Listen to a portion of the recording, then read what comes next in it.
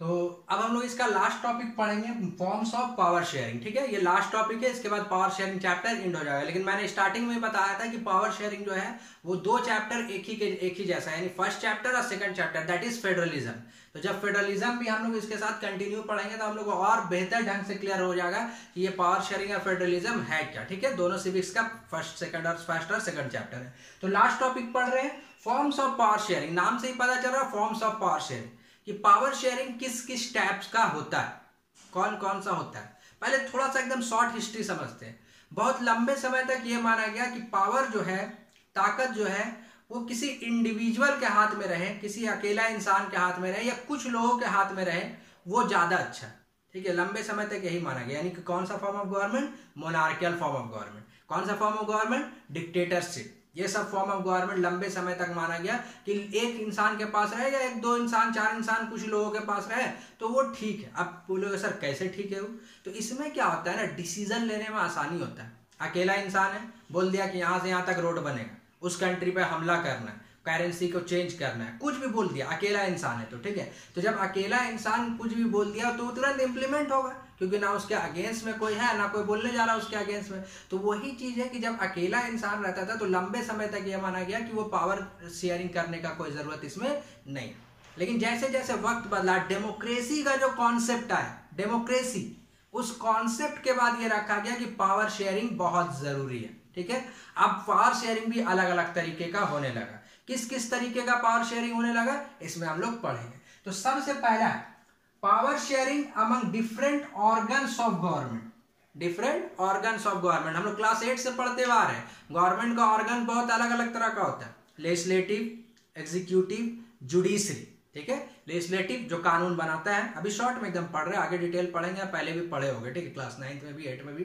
Legislative जो कानून बनाता है, एग्जीक्यूटिव जो इंप्लीमेंट करता है, और जुडिशरी जो डिसीजन लेता है कि कानून ढंग से चल रहा है कि नहीं, या अगर उस कानून का कोई उल्लंघन करता है तो उसके अगेंस्ट में वो क्या बोलते हैं कि पनिशमेंट देता है, या जो भी सजा होता है वो देता है। ठीक है, तो ये डिफरेंट ऑर्गन्स ऑफ गवर्नमेंट में पावर का शेयर, तीनों एक ही लेवल पे। ठीक है, लेकिन तीनों का पावर क्या है? डिफाइंड बाय द कॉन्स्टिट्यूशन है, और तीनों कहीं ना कहीं एक दूसरे पे नजर रखता है।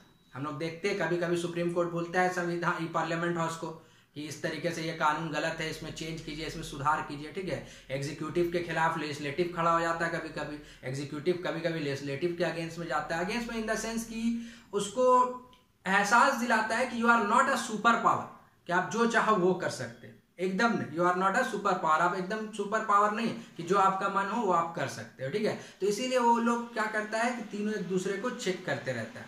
बात समझ में आ रहा है? क्लियर है? तो इसीलिए इसको चेक एंड बैलेंस भी बोलते हैं, कि चेक करना और बैलेंस करके रखना। ऐसा ना हो कि एग्जीक्यूटिव अपने आप को एकदम भगवान समझने लगे कि मेरे से ऊपर कोई है ही नहीं, जो मन चाहेगा वो कानून लाएंगे, जैसे मन चाहेगा वैसे लोगों को ट्रीट करेंगे। एकदम नहीं। क्या होता है, पार्लियामेंट हाउस उस पर नजर रख के रहता है, सवाल करता है, क्वेश्चन आवर होता है, 0 आवर होता है, कानून पास करवाना पड़ता है, अपने मन मुताबिक कुछ भी नहीं होता है। Clear to everyone? तो इसको क्या बोलते हैं हम लोग? Check and balance. और ये जो पावर शेयरिंग है डिफरेंट ऑर्गन्स ऑफ गवर्नमेंट में, इसको हॉरिजॉन्टल पावर शेयरिंग बोलते हैं। क्या बोलते हैं? Horizontal power sharing. एक लाइन में सब कोई है और सबको पावर शेयर कर दिया गया है। अब power is defined by the constitution. Constitution में लिखा हुआ है कि लेजिस्लेटिव का कितना ताकत है, एग्जीक्यूटिव का क्या क्या ताकत है, जुडिशरी का क्या क्या ताकत है। क्लियर है पहला पॉइंट? ठीक है, सेकंड पॉइंट में आते हैं। Among different level of government, second जो हम लोग का चैप्टर है ना, पूरा इसी के बेस पे। Among different level of government, level of government यानी अलग अलग लेवल गवर्नमेंट का। सबसे ऊपर का गवर्नमेंट सेंट्रल गवर्नमेंट, उसके नीचे गवर्नमेंट स्टेट गवर्नमेंट। बहुत सारे कंट्री में सिर्फ सेंट्रल गवर्नमेंट रहता है, बहुत सारे कंट्री में सेंट्रल और स्टेट गवर्नमेंट दोनों रहता है। ठीक है, हमारे यहाँ पे और भी कुछ कंट्री में 3 लेवल ऑफ गवर्नमेंट है। कितना लेवल है government? 3 level of government, central government, state government और लोकल गवर्नमेंट। वार्ड कमिश्नर वगैरह होता है ना, वार्ड कमिश्नर, मुखिया, ये लोग लोकल गवर्नमेंट में आते हैं। देख रहे पावर ऊपर से नीचे आ रहा है।